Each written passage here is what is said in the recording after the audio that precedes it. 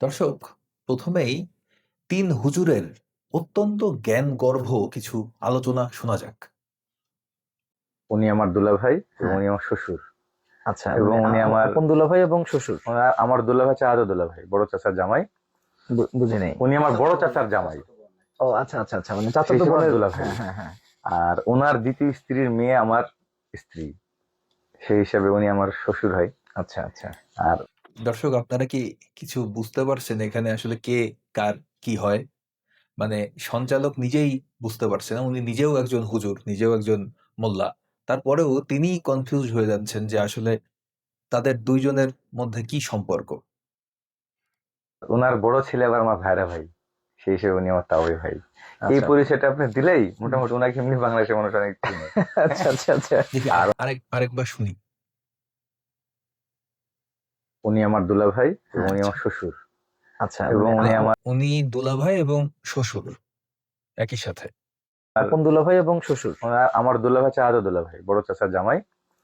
বুঝি নাই। উনি আমার বড় চাচার জামাই, ও আচ্ছা আচ্ছা আচ্ছা, মানে সেই চাচাতো সময় বোনের দুলাভাই। হ্যাঁ হ্যাঁ হ্যাঁ। আর ওনার দ্বিতীয় স্ত্রীর মেয়ে আমার স্ত্রী। তার মানে উনার দ্বিতীয় স্ত্রীর মেয়ে আবার ইনার স্ত্রী। এই হুজুর হচ্ছে এই যে মুফতি মামুনুর রশিদ কাশেমি হুজুর। উনি তার দুলাভাই এবং একই সাথে তার শ্বশুর এবং একই সাথে তার আরো অনেক ধরনের আত্মীয় এই ব্যক্তি তার সাথে পরিচয় করিয়ে দিচ্ছে আর কি। সেই হিসাবে উনি আমার শ্বশুর হয়। আচ্ছা আচ্ছা আর ওনার বড় ছেলে আবার আমার ভাইরা ভাই, সেই হিসেবে উনি আমার তাওই ভাই। এই আচ্ছা পরিচয়টা আপনি দিলেই মোটামুটি ওনাকে এমনি বাংলাদেশের মানুষ অনেক চিনে। আচ্ছা আচ্ছা আচ্ছা।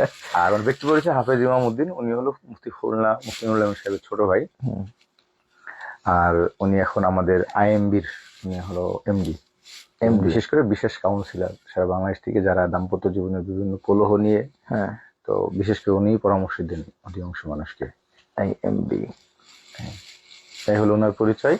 ওনারও 4 জন স্ত্রী এবং আলহামদুলিল্লাহ এই কয়েকদিন আগে ওনার 3য় নম্বর স্ত্রীর সন্তান হয়েছে। এই কয়েকদিনের মধ্যে 2য় নম্বর স্ত্রীর সন্তান হবে। হুম, আর কত মাসখানিক হবে না, মাসখানিক আগে একটা পোস্ট করছিলাম আমি, 52 বছর বয়সে 22 বছরে হাফেজা বিয়ে করছে। ও হ্যাঁ হ্যাঁ এটা হ্যাঁ, হলো উনি। আমার চোখে বাহ! পড়ছে। ও ঠিক আচ্ছা। আছে। কি কৃতিত্বের কাজ করেছে আর কি। 52 বছর বয়সে 22 বছরের হাফেজাকে বিয়ে করেছেন উনি। মাশাআল্লাহ। এবং দেখেন তার একজন স্ত্রী গর্ভবতী। দিন আগে ওনার 3য় নম্বর স্ত্রীর সন্তান হয়েছে। এই কয়েকদিনের মধ্যে 2য় নম্বর স্ত্রীর সন্তান হবে। 3য় নম্বর স্ত্রীর সন্তান কিছুদিন আগেই হয়েছে। আবার কিছুদিনের ভিতরেই তার 2য় স্ত্রীর সন্তান হবে। হুম, আর মানে কত জনসংখ্যার বিস্ফোরণ কিভাবে ঘটাতে হয়। सीखो कुछ सीखो इससे। মাসখানিক হবে না, মাসখানিক আগে একটা পোস্ট করছিলাম আমি, 52 বছর বয়সে 22 বছরে হাফেজা বিয়ে করছে। ও হ্যাঁ হ্যাঁ এটা হ্যাঁ, হলো আমার উনি। চোখে পড়ছে। ও ঠিক আচ্ছা আছে। আচ্ছা, মাশাআল্লাহ। ওনার কাছ থেকেও ধরেন আপনার অনেক বড় একটা জেনারেশন, কারণ হলো উনি হলো আইএমবির হাজার হাজার মানুষের হিস্ট্রি নিয়ে কাজ করে। উনি একজন মাইন্ড ট্রেনার। ও মাশাআল্লাহ। আমাদের ওখানকার, আমরা তো ওখানে মানুষের দাম্পত্য লাইফ নিয়ে কাজ করি। যাই হোক, এখন তাদের এই যে সম্পর্কর যে বিষয়গুলা এগুলা নিয়ে অনেকে হাসাহাসি করতে পারে। কিন্তু আমাদের রাসূলে পাক সাল্লাল্লাহু আলাইহি ওয়াসাল্লাম তার সাথেও কিন্তু তার একজন সাহাবী হযরত আলীর সাথে কিন্তু তার এই ধরনের একটা সম্পর্ক ছিল। হযরত আলী ছিলেন নবী মুহাম্মদের আপন চাচাতো ভাই এবং আলীর সাথে নবী মুহাম্মদ তার মেয়েকে বিয়ে দেন। তো আলী একই সাথে তার চাচাতো ভাই এবং তার জামাতা হয়ে যায় এবং আলীর সাথে মুহাম্মদের সম্পর্ক হয় মুহাম্মদ তার শ্বশুর এবং তার চাচাতো ভাই। তো এই ধরনের এগুলা ইসলামে খুবই কমন একটা বিষয় এবং এগুলো কত জঘন্য, কত নিকৃষ্ট বিষয়। এটা আসলে এরা এখানে বসে আলোচনা করছে, এদের ন্যূনতম লজ্জাবোধও হচ্ছে না এই ধরনের কথাগুলো বলতে, কারণ এগুলো তো রাসূলের সুন্নাহ। তারা তো সুন্নাহ পালন করছে, তাই না? এই যে মামুনুর রশিদ কাশেমি, এই হুজুরের আরো আরো কিছু বক্তব্য শুনি।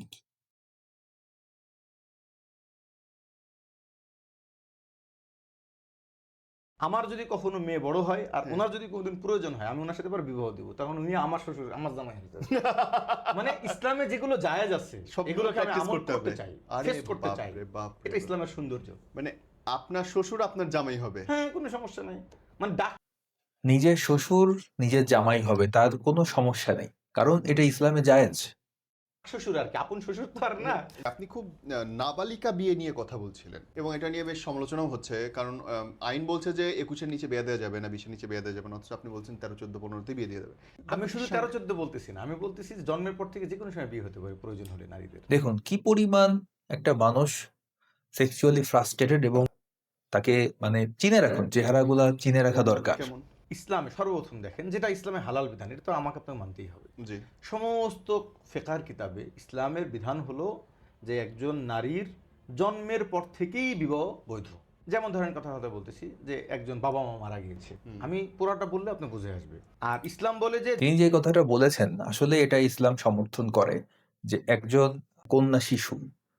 কন্যা শিশু জন্মের পর থেকেই তাকে বিয়ে দেওয়া ইসলাম মতে জায়েজ, যদি তার অভিভাবক সম্মত হয়। অভিভাবক বলতে তার ভাই অথবা পিতা যদি সম্মত হয় তাহলে তার বিয়ে জায়েজ।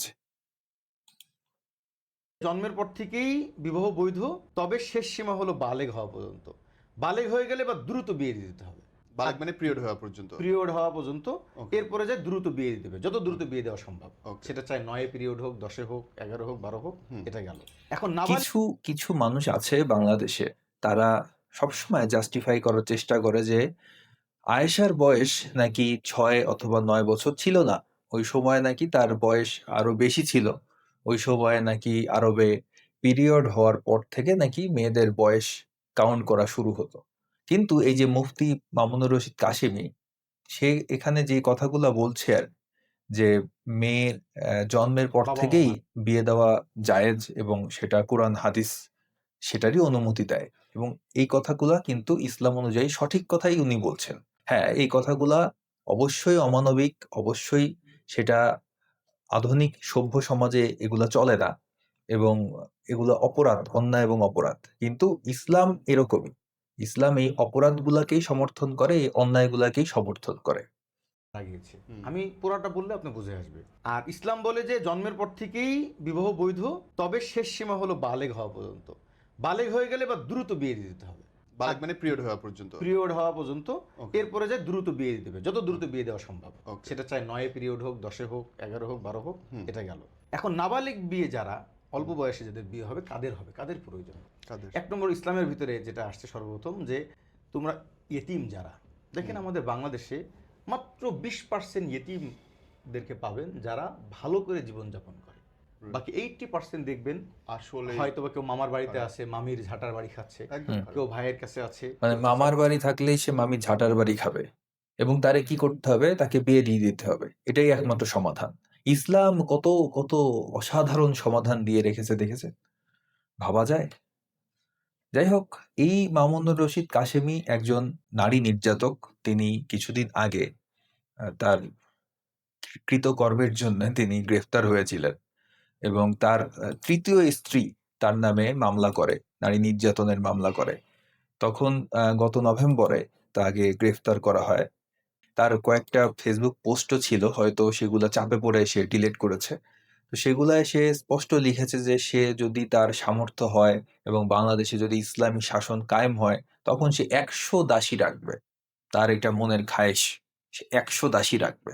এবং তার কিন্তু 4 জন স্ত্রী নয়, তার অনেক স্ত্রী, অসংখ্য স্ত্রী। এবং সে যেটা ইসলামের আইন অনুযায়ী সে সেটাই করে, যে একসাথে 4 জন স্ত্রী রাখা যায়। তো সে যা করে, সে তার কোনো স্ত্রীকে ডিভোর্স দেয়, দিয়ে আবার আরেকটা বিয়ে করে, আবার একজন স্ত্রীকে ডিভোর্স দেয়, দিয়ে আরেকটা বিয়ে করে। এভাবেই সে কিন্তু দিনের পর দিন তার এভাবেই চলছে আর কি। এবং ইসলাম সেটাকেই সমর্থন করে, এটাই ইসলাম। ইসলাম যে নারীদের সুমহান মর্যাদা দিয়েছে, এই ধরনের কথাবার্তা, এগুলো একদম মানে ফালতু কথা। এগুলো যারা বিশ্বাস করে তারা, তাদের আসলে হাদিস কোরআন নিয়ে কোনো জ্ঞানই নেই।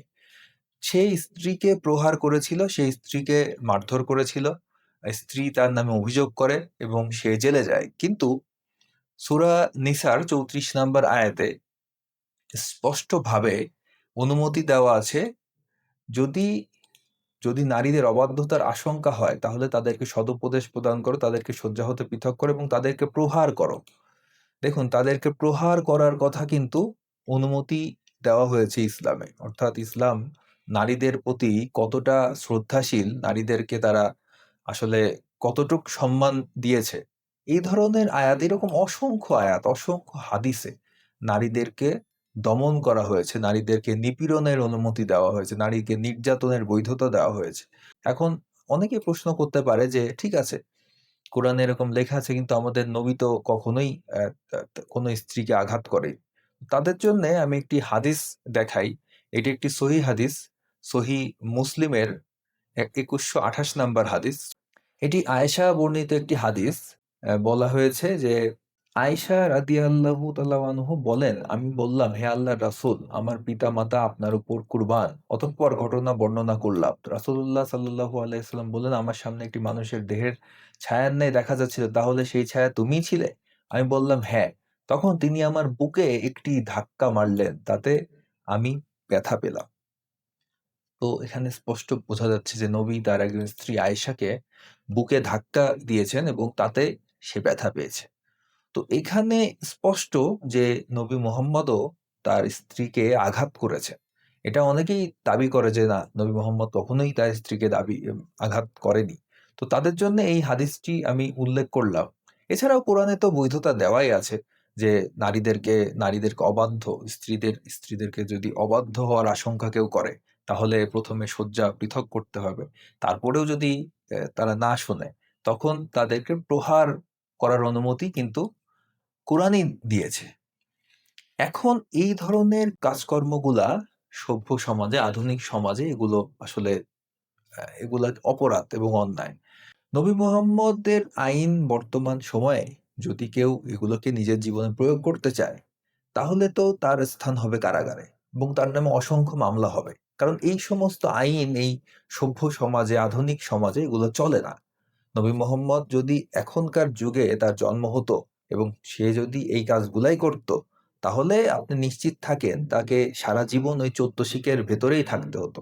ভিডিওটি ভালো লাগলে লাইক করুন, কমেন্ট করুন, শেয়ার করুন। অবশ্যই চ্যানেলটিকে সাবস্ক্রাইব করুন। সকলকে ধন্যবাদ।